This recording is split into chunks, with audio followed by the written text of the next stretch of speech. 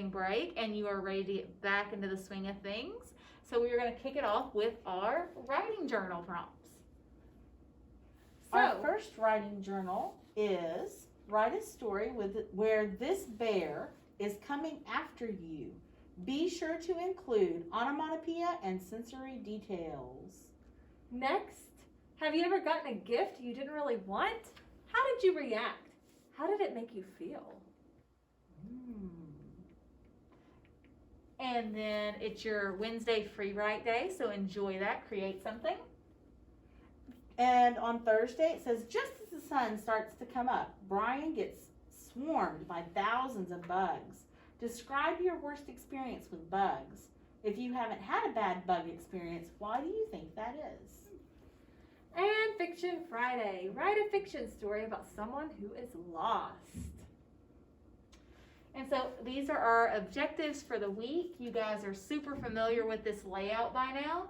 Make sure you're going through each one of them. We're starting a novel this week, so it's very, very important that you keep up with everything you do for each day, okay?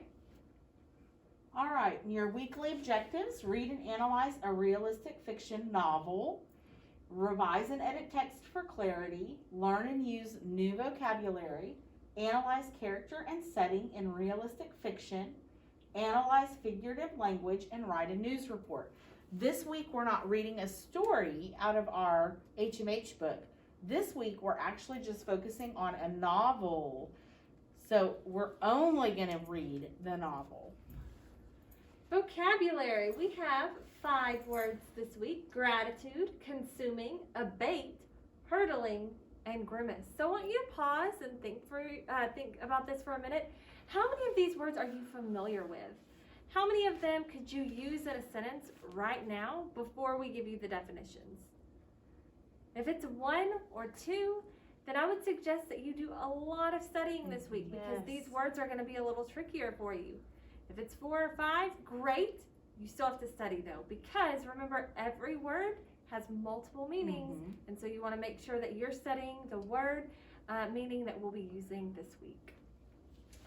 And so our first word is gratitude. It is a noun. It's the quality of being thankful. Aww. And so I showed gratitude to my mom by doing the dishes. And our synonyms are appreciation and thankfulness. And antonyms are ingratitude or disrespect. And our little picture here is a guy saying thank you. Our second word is consuming. It's an adjective. It's completely filling one's mind and attention. So if you see the picture, the guy has a little cloud that's filling up his whole mind, and it looks like he's holding his tummy, and he has a tummy ache, and it's all consuming. It's the only thing he can think about. I had a consuming desire to make the basketball team. It's that one thing that's on your mind that you can't stop thinking about. Synonyms: absorbing, engaging. Antonyms: boring and uninteresting. Abate is a verb, which means to become less intense or widespread. When the roaring fire finally abated, we surveyed the damage. And so you see here, this picture, a storm has just gone away. It's abated, and the storm brought in a lot of water that is also going away. So the storm and water are abating. Synonyms are subside or lessen. Antonyms are magnify and increase. And our next word is hurtling, and that's a verb. It's to move or cause to move at great speed. And you can see our picture here. We've got an asteroid, it looks like, hurtling through space. The synonyms are speeding and rushing. And antonyms are creeping or dawdling. There's that word again we had a few weeks ago, dawdling. Okay, and the next one is grimace. It's a noun.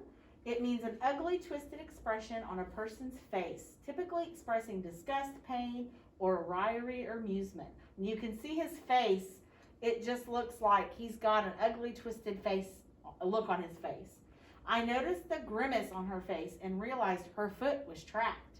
Synonyms are scowl, I love that word, or wince. Antonyms are smile or grin.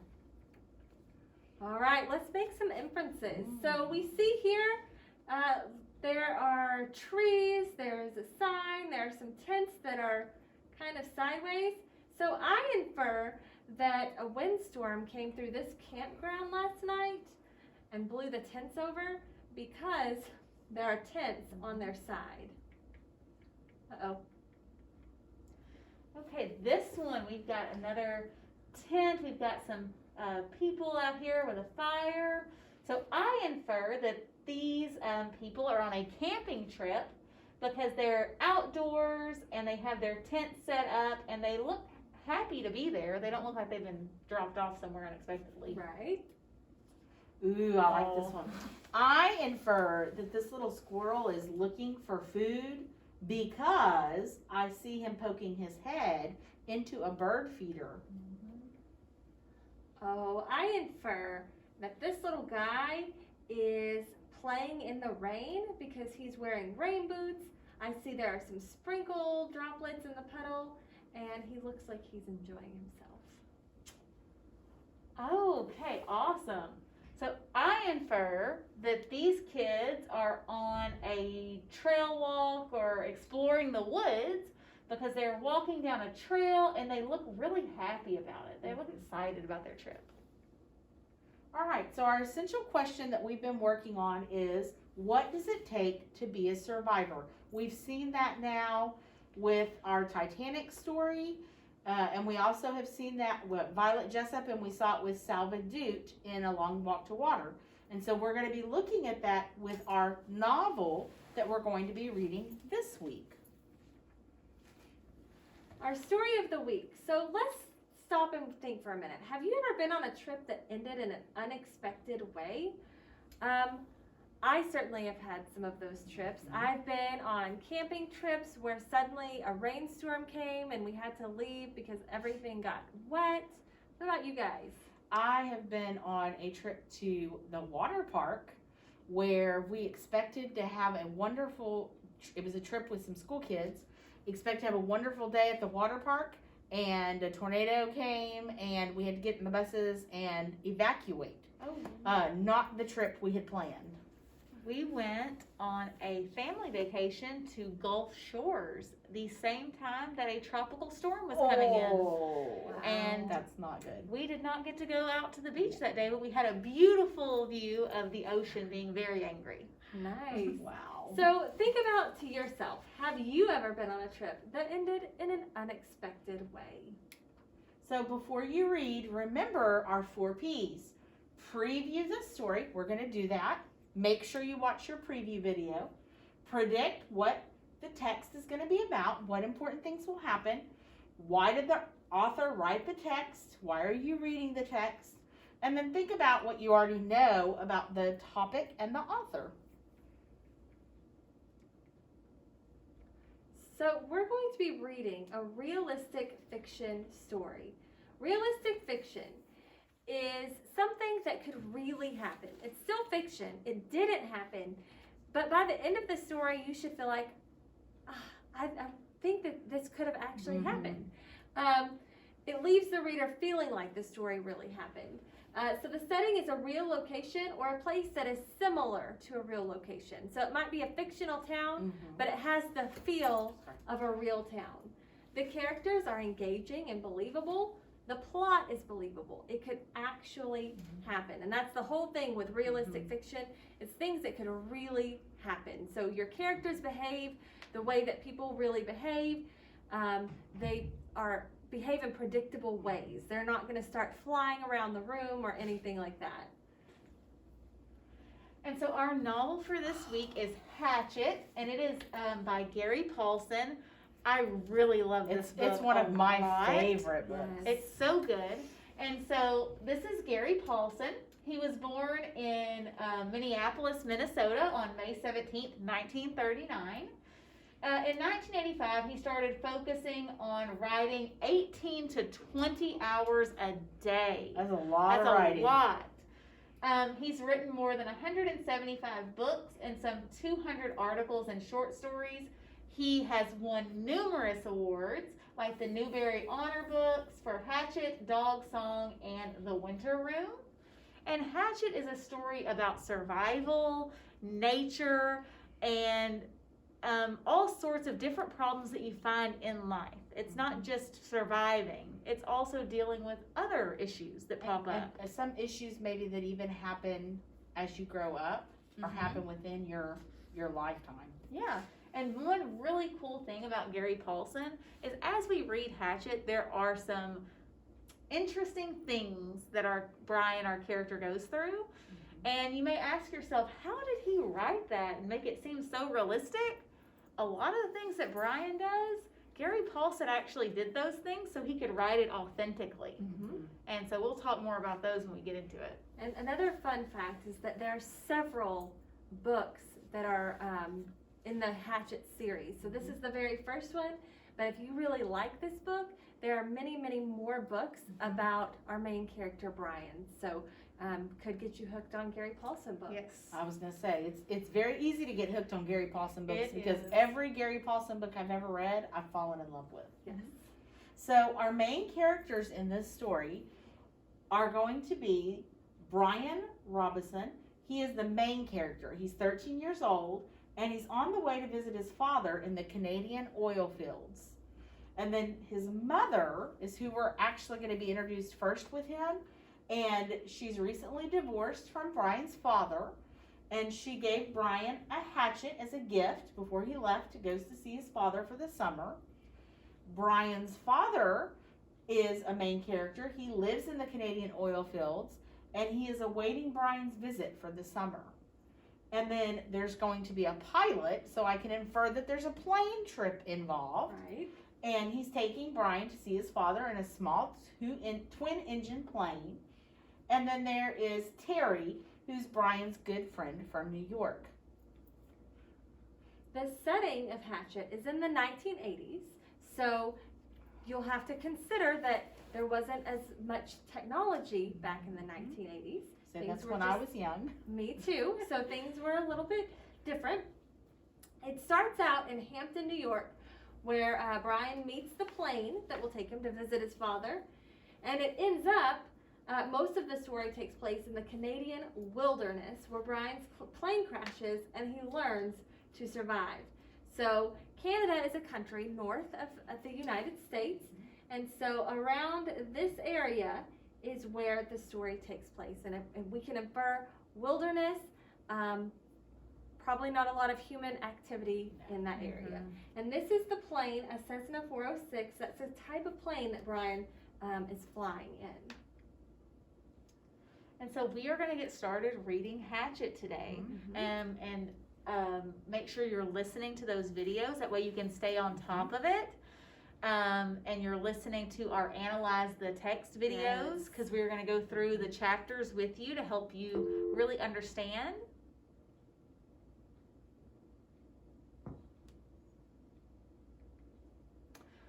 And we also have the PDF that goes with that this time. Yes. So if you listen to the story and then you want to read, go back and read, or if we're having a quiz and you need to go back to the book, it's there for you this time. All right, so let's do our reading lesson. So we're going to watch a little video on setting. And the setting, remember, is the where and when the story takes place. And a setting within a story changes sometimes quite often. So you kind of have to pay attention to where the setting is throughout the whole story. So where, what country or area are you in? What type of environment, in nature or in civilization? Miss Cook just told us a big clue about our story. We're in the wilderness, so where there are a lot of people that are going to be around. When, this is something you really have to take into consideration, like when we did Where the Red Fern Grows, that was a very important thing to know, the time period that it took place in. And we just heard the 1980s, what month or season, what time of day. That changes what happens in a story, sometimes in a big way. You need to know the culture. What is the culture of the area? How will that affect the character and their actions and behaviors? And think about how the setting affects the characters. What would change about their behavior if the setting was different? If the setting is in the snow, your characters are going to act differently than if it's in the sand. If it's in the snow, they're probably going to dress differently than if it's in the sand. Why did the author choose this setting? How does it help to shape the story? If the author were to pick a whole different setting, would it change the story? Sometimes the answer's not that much, and sometimes, well, it would even be the same book. So it's really important to look at your setting and why the author chooses to put those different areas inside of a book and the different time periods they use. Why do they make the choices that they make with their setting? So we're going to look at some scenarios here. I want you to imagine a teenage female character in Afghanistan under Taliban rule. Think Parvana. I would say that reminds me of Parvana. How would Parvana have behaved differently than a teenage female character in present day America? Would that have been even the same story? Would she have had the same challenges? Probably not. Imagine a young male character living in rural America in the 1800s. Think similar to where the red fern grows. How would he behave differently than a young male character living in South Sudan in the 1990s? Okay, so they may have similar resources, but is it the same environment and the same culture? No. We're not facing war and crisis in rural America like South Sudan faced, and water is not an issue. Remember, the need to find water shapes a lot of how the characters in South Sudan behave. So it's important to look at not just the time period, but the location as well. Imagine an adult character lost in the woods. How would they behave differently than an adult character lost in the city? Okay, so a person lost in the woods is going to have a different set of resources available than a person lost in the city. A person lost in the city can say, hey, help me find my way. A person lost in the woods is not going to have that luxury. Imagine a young child character living in space. How would they behave differently than a young child character living in a jungle? So in space, you have a very finite set of resources. You have to make sure that oxygen is provided for you, food is provided for you. You can't gather those things up when you're in space. You have to come prepared. In a jungle, there are much different dangers. There are animals that can harm you. Yes, you have food available, you have water available, but it's just a different set of challenges. Yeah, definitely. And it totally changes how your character would behave. Definitely. And so we are going to really look how setting affects our character in Hatchet, because setting is almost a character in itself in this book. Yep. And so we're really going to make those comparisons with this one. And we're going to watch a little video on characters. So looking at characters, we're thinking about lots of different things. We're thinking about their physical traits. So we're, looking at what they look like, their height, their gender, their age, and how it affects how they act in the story. An infant is going to act much differently than a grown-up. A child is going to act differently than a teenager, so you have to look at those things. But we're also not just looking about what they look like on the outside. We're looking at their personality traits. What makes them who they are? What are their inner thoughts? Are they kind, mean, funny, friendly, silly, or grouchy? Because looking at those inner personality traits help us to know more about that character and how they're going to react to things that happen in the story. We're also looking at their actions. How do they behave? How do they walk, talk, and interact with other characters? So in our story, we are going to have a little Google Classroom assignment that has our characters, our main characters, and it has little boxes that have physical traits, personality traits, and actions. And so as you read, I suggest that you go in and put things that you notice about the characters and what page you're finding that on, which you have the PDF, so that when we do take a test or a quiz and you need to go back, you have that to reference.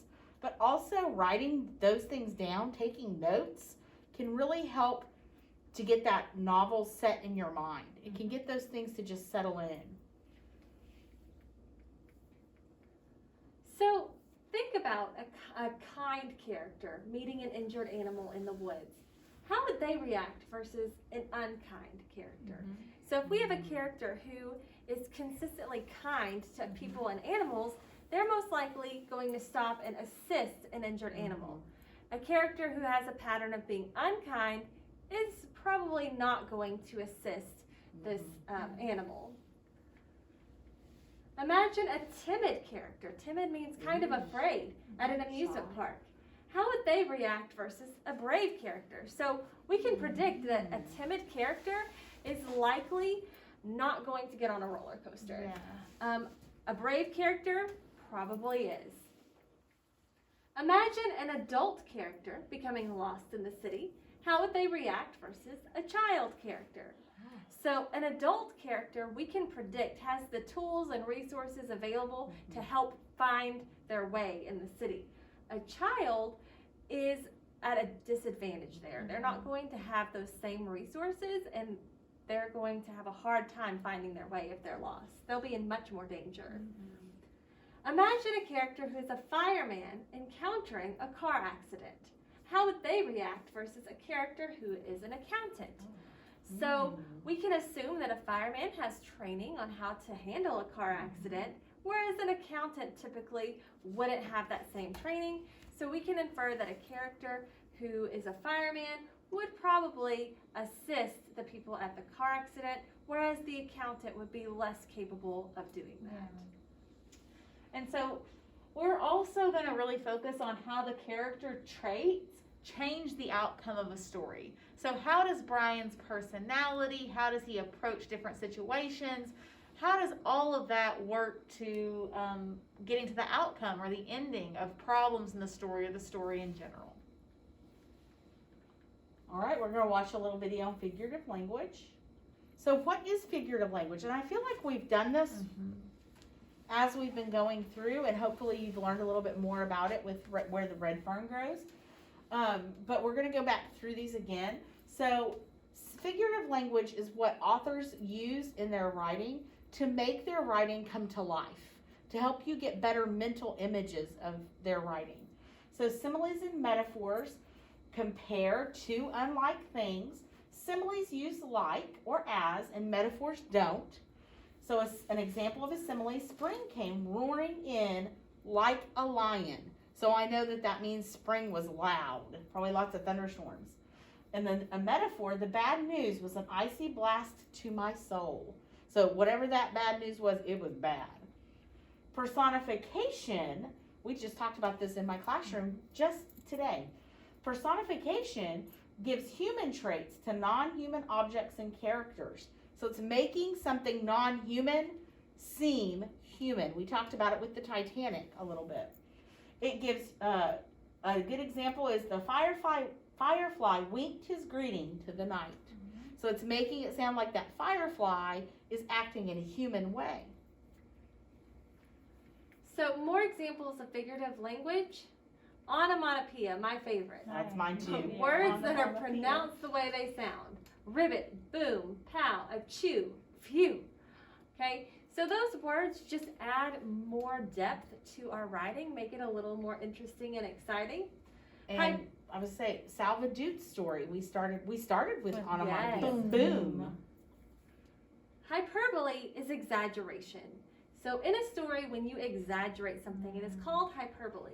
So millions of mosquitoes swarmed me as I sat waiting for daylight. We know there are probably not actually millions of mosquitoes. It just feels that way, and it gives a really good image for you to imagine how many mosquitoes there were. And so some more figurative language, we have alliteration, and this is a series of words that with the same beginning sound. And so an example is, the rifling rivet ripped through the red radishes. That R sound that repeats throughout is alliteration. And then we have irony. And this one, some people have a little bit more trouble with. It's using words to convey a meaning that's opposite of what you said. So the example is, Fancy stared at the rundown shack on the outskirts of town and remarked, "What a beautiful mansion." And so this is basically saying the opposite. If it's a rundown shack, it's not a beautiful mansion, right? Okay, so figurative language helps the writer express their ideas more clearly, helps the reader visualize the story. Look for examples of figurative language as you read and consider why the author would include that in their writing. And as you write, try to include figurative language. It makes your writing come to life. It makes it more interesting. It makes us lean in and want to read what you're writing about. So how does figurative language help establish the mood and tone of the story? You'll find lots of figurative language as you're reading Hatchet. Consider why the author would include that and how it helps set up what we feel about the story. And so this week in grammar, we are going to be reviewing some concepts that we've talked about before, but we need to review them. We need to hit on them again. So we've got capitalization. We use that at the beginning of our sentences and with proper nouns.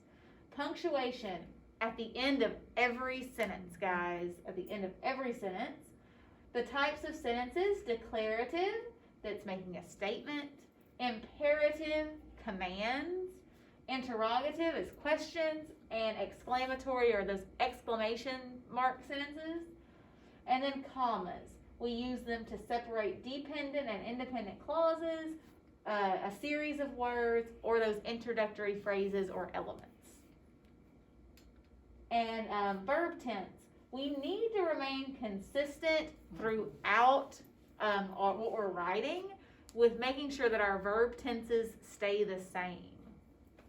All right, so let's write these practice sentences correctly. So we're going to read some sentences to you, and I want you to find a piece of paper, and I want you to write these sentences the way that we're saying them to see if you are making a good choice about where to put commas and capital letters and punctuation.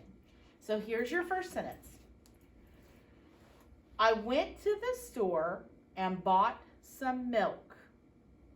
Pause and write that. I went to the store and bought some milk.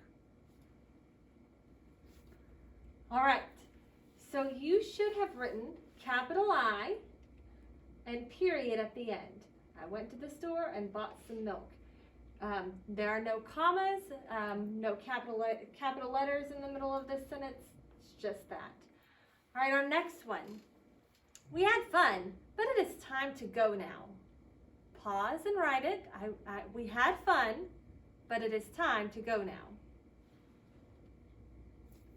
So if you look, of course, our we has to be capitalized. We have a period, and we do have a comma right here because we have two independent clauses.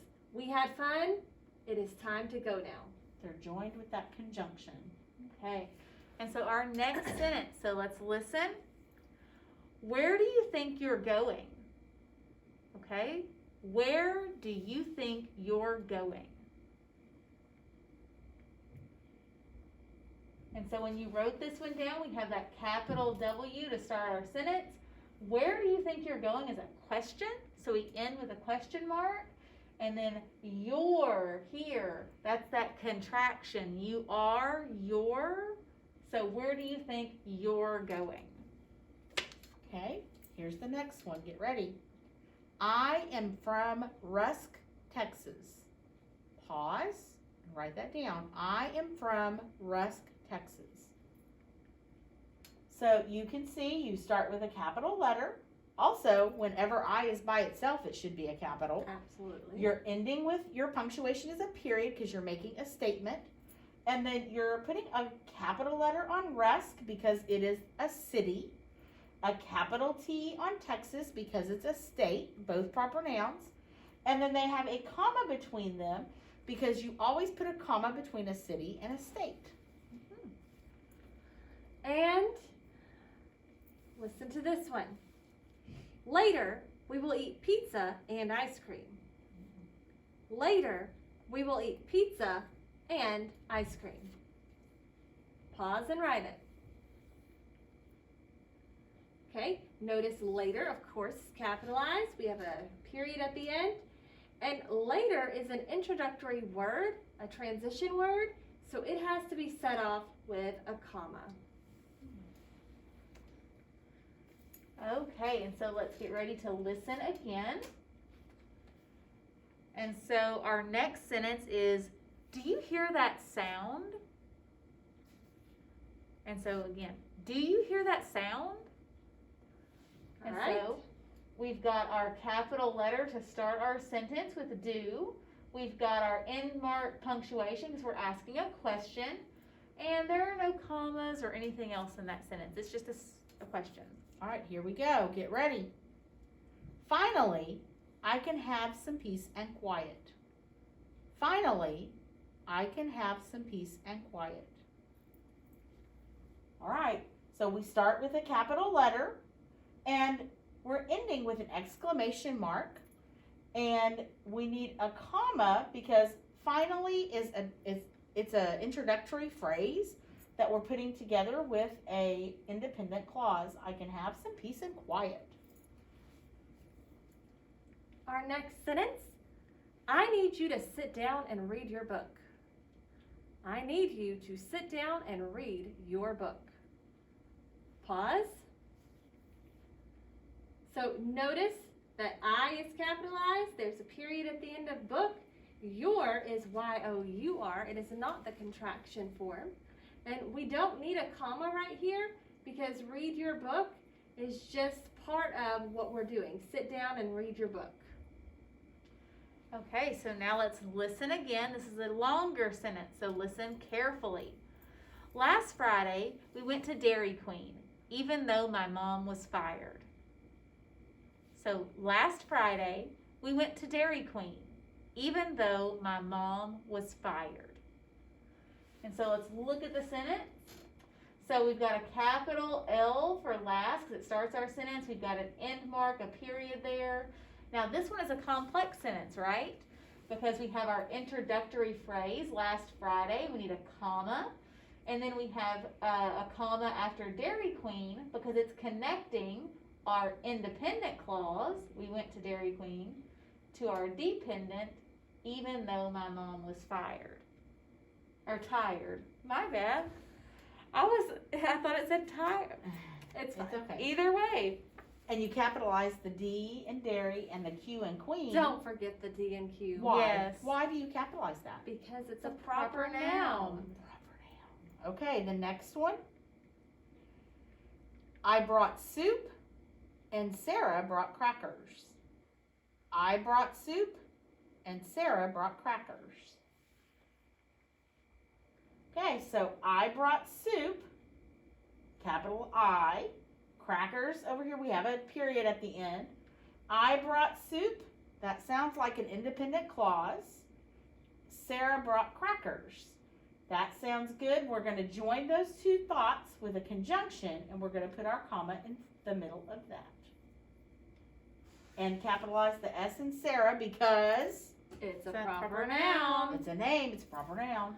All right, so we have a revise and edit practice. And guys, it is really important that you listen to these revise and edit lessons because the revise and edit practices that you guys have are preparing you for your summative in December, which will have a revise and edit passage on it. So it's really important that we're focusing on these and working hard on these. So, shark versus dolphin showdown. Many people would believe that a shark versus dolphin match would be a no-brainer. The shark would win. However, both animals have some very striking advantages, advantages and disadvantages, if ever faced in a deadly head-to-head battle. The ultimate edge for most shark species is their size and power. Additionally, sharks are known to be skilled hunters.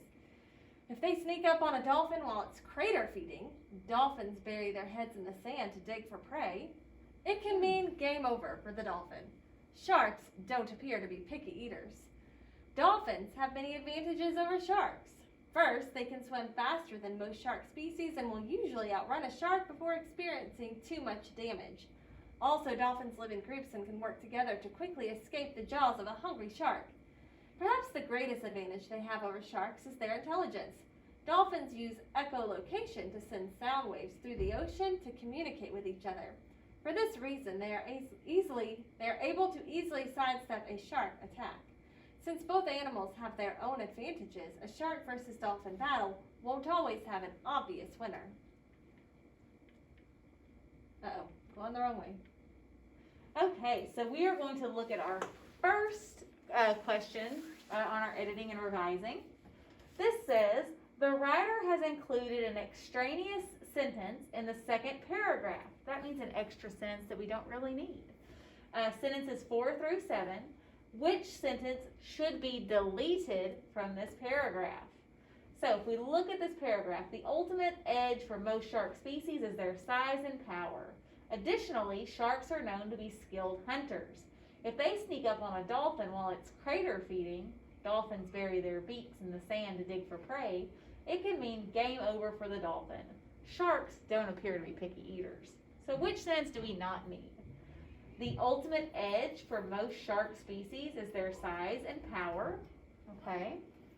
That kind of starts us off. It kind of sounds like the main idea. The main idea. All right. So that first one kind of seems like the main idea about their size and their power. Additionally, sharks are known to be skilled hunters. Well, that kind of builds on describing what a shark is. If they sneak up on a dolphin while it's crater feeding, dolphins bury their beaks in the sand to dig for prey. It can mean game over for the dolphin.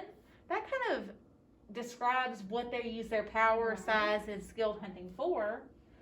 And sharks don't appear to be picky eaters. Well, that doesn't really have much to do with the rest of the paragraph because we are just talking about sharks and dolphins in general. Right. So I think that we could probably get rid of sharks don't appear to be picky eaters. I agree. All right, so our next one says, what change needs to be made in sentence 3? So I'm going to go back and read. However, both animals have some very striking advantages and disadvantages if ever faced in a deadly head-to-head battle. So delete the comma after however. I know that's not right because that's my introductory phrase. Change striking to striking. That catches my eye, but I'm going to check the rest. Change battle, 2 T's to battle with 1 T. I know that's not correct. Change animals to animals with an apostrophe. Let's see, animals have. So it's not talking about anything animals own. So my answer has to be B. Change striking to striking. All right, number 3. What change needs to be made in sentence 7? Sharks don't appear to be picky eaters. So change sense to sense.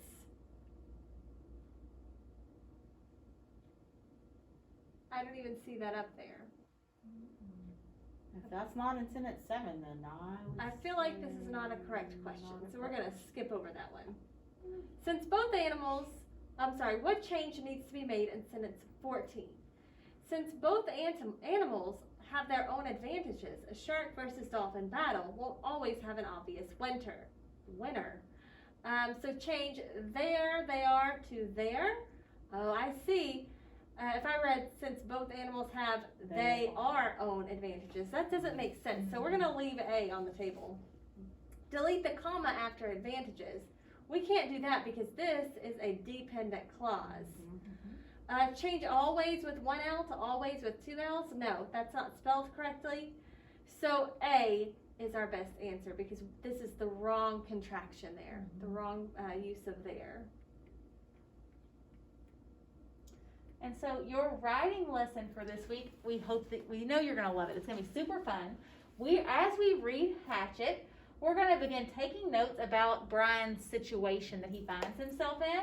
And you will be writing a news report telling the public what has happened to Brian. And once that news report is complete, you're going to record it on Flipgrid like it's a news broadcast. And so you need to include as many facts and details from the story as you can. You need to write in third person as a reporter stating the facts. You need to try and make your report engaging by providing details and descriptions. And then you can only complete your Flipgrid once you've submitted your written report. So after you've finished writing the report and you've got all of these things, you submit it to your teacher, and once we give you the go-ahead, you can record it on Flipgrid then. Have an amazing week. Bye.